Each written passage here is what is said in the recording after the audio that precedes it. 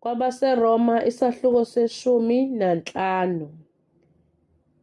Kepha thina esinamandla sifanele ukuthwala ubuthakathaka babangenamandla, singazithokozisi thina. Yilowo nalowo kithi makathokozise umakhelwane, kube kuhle aze akheke. Ngokuba noKristu akazithokozisanga yena, kepha njengokuba kulotshiwe ukuthi, ukuthuka kwabakuthukayo kwehlela phezu kwami. Ngokuba konke okwalotshwa ngaphambili kwalotshelwa ukufundiswa kwethu, ukuze ngokubekezela nangenduduzo yemibhalo sibe nethemba.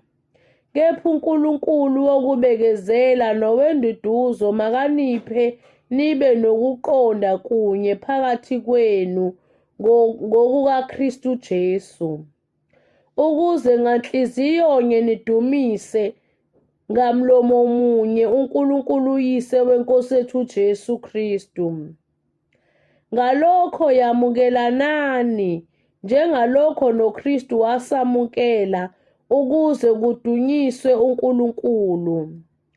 Ngokuba ngithi uKristu waba yisikhonzi sabasokileyo ngenxa yeqiniso likaNkulunkulu, ukuze aqinise izithembiso ezaphiwa okhokho.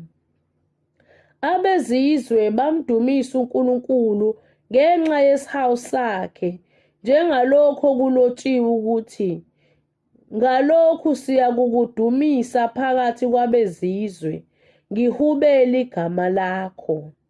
Abuye athi, jabulani nina bezizwe kanye nesizwe sakhe, nokuthi dumisani iNkosi nina nonke bezizwe, nibabaze nina bantu bonke.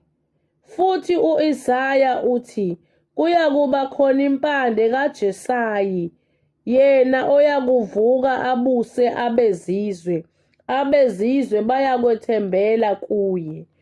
uNkulunkulu wethemba makanigcwalise ngenjabulo yonke nangokuthula konke ekukholweni, ukuze nivame ethembeni ngamandla kaMoya oNgcwele.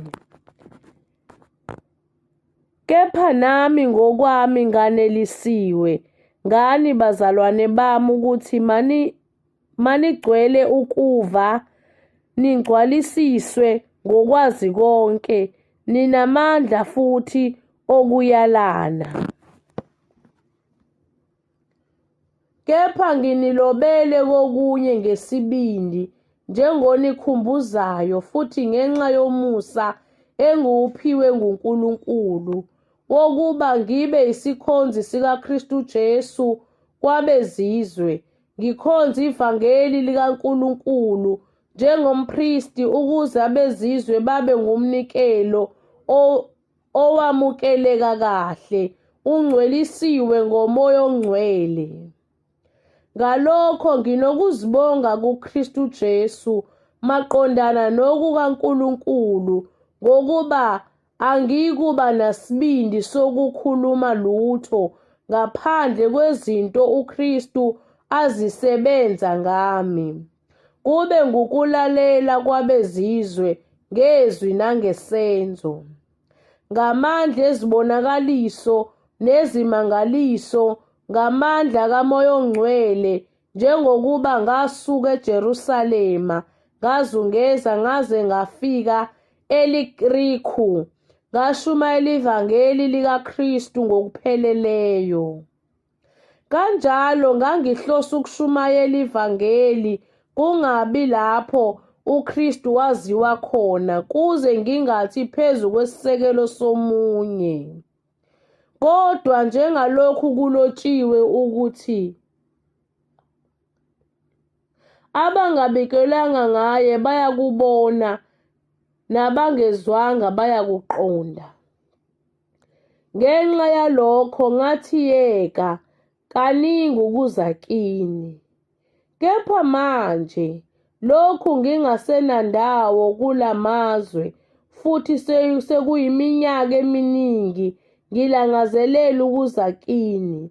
Ngiyakuza nxa ngiye eSpaniya, ngokuba ngiyethemba ukuthi ekudluleni kwami ngiza kunibona ngikhashwe yinina nxa ngiya khona, uma sengike nganeliswa yinina.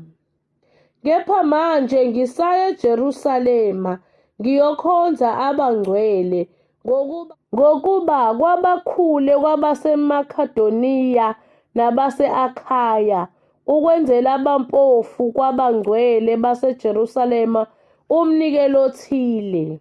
Kwaba kuhle ngokuba nembala banecala kubo, ngokuba uma bezizwe behlanganyela nabo ezintweni zabo zokomoya, banecala futhi lokuba khona. Ngakho nxa senikufezile lokho, ngabeka leso sithelo esandleni sabo, ngizakuhamba ngidlule ngakini ngiye eSpaniya. Kepha ngiyazi ukuthi nxa ngifika kini ngizakuza ngokugcwala kwesibusiso sikaKristu.